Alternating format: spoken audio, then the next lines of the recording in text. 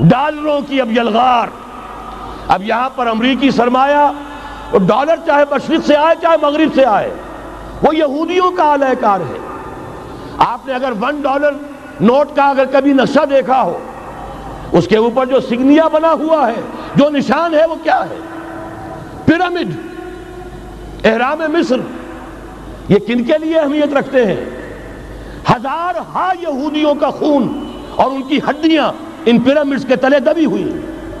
جب یہ احرام بنائے گئے تھے، یہ یہودی وہاں غلامی کے دور میں تھے، بیگار ان سے لی جا رہی تھی.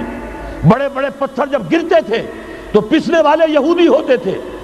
یہ ان کی اپنی جیسے ہولوکاسٹ، جیسے انہوں نے اس کو اپنا سمبل بنایا ہوا ہے، اسی طریقے سے پیرامڈ، مصر کا پیرامڈ، یہ گویا کہ ان کے اس زوال کا ایک نشان ہے. اور اس پر ایک آنکھ بنی ہوئی ہے، ایک آنکھ، کانے دجال کی آنکھ، وہ دیکھ رہی ہے. عجیب ہے یہ سمبل. نیچے لکھا ہوا ہے نووس آرڈو سکلورم، اور یہ در حقیقت 1776 جو نیچے لکھا ہوا ہے وہ رومن حروف کے اندر یہ 1776 ہے، جو میں بتا چکا ہوں آرڈر آف الومناٹی وساپ نے قائم کیا تھا. عام دنیا یہ سمجھتی ہے کہ شاید یہ امریکہ کا یوم آزادی ہے، سن آزادی ہے. 1 مئی اس آرڈر آف الومناٹی کی تاسیس 1 مئی کو ہوئی ہے. یہ 1 مئی جو منایا جاتا ہے، دھوکہ یہ دیا گیا ہے کہ یہ شکاگو کے جو مزدور ہیں ان کی یادگار ہے. حقیقت میں یہ 1 مئی اور 1776 آرڈر آف دی الومناٹی کی تاسیس کی تاریخ ہے.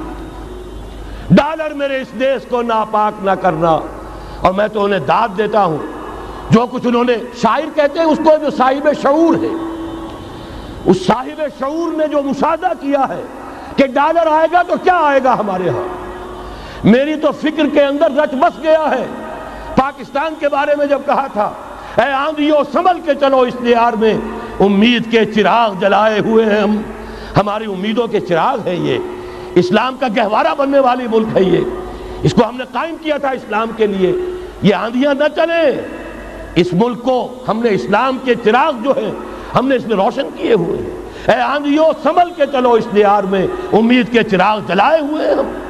بہرحال یہ تیسرا سیلاب ہے، ننگی سرمایہ داری، جس کی پھر لعنتیں ہوتی ہیں. ایک طرف فقر، ایک طرف احتیاج، ایک طرف بھوک، ایک طرف دولت کے انبار.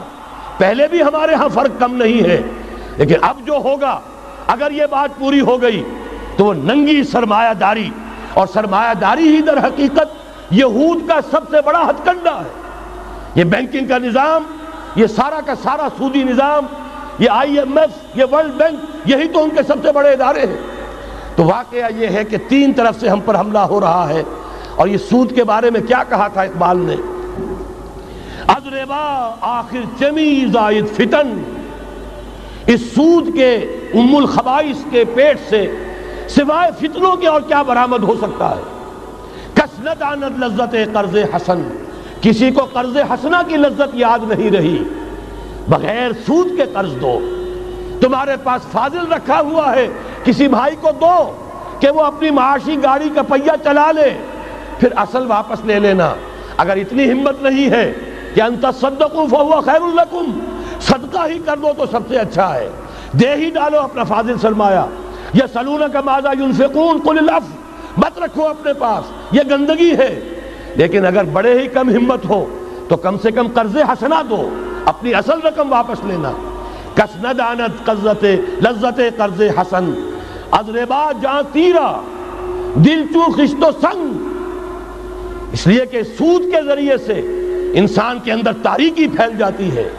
دل جو ہے اینٹ کے مانند، پتھر کے مانند سخت ہو جاتا ہے، کٹھور. ثم قست قلوبکم فہی کالحجارۃ او اشد قسوہ. آدمی درندہ بے دندان و چنگ، اور انسان بغیر اس کے کہ بھیڑیوں والے دانت ہوں اور بھیڑیوں والے پنجے ہوں، بھیڑیا بن جاتا ہے. بہرحال اب کرنے کا کام کیا ہے اس کو سمجھیے. اس پوری صورتحال کا میں نے آپ کے سامنے نقشہ پیش کر دیا. ایک طرف مغرب سے نیو ورلڈ آرڈر، جو جیو ورلڈ آرڈر ہے، اس وقت کی سپریم پاور آن ارتھ، امریکہ کی سرپرستی میں بڑی تیزی کے ساتھ حملہ آور ہے. دوسری طرف وَمَكَرُوا وَمَكَرَ اللَّهُ وَاللَّهُ خَيْرُ الْمَاكِرِينَ۔ اللہ کو پامردی مومن پہ بھروسہ، ابلیس کو یورپ کی مشینوں کا سہارا۔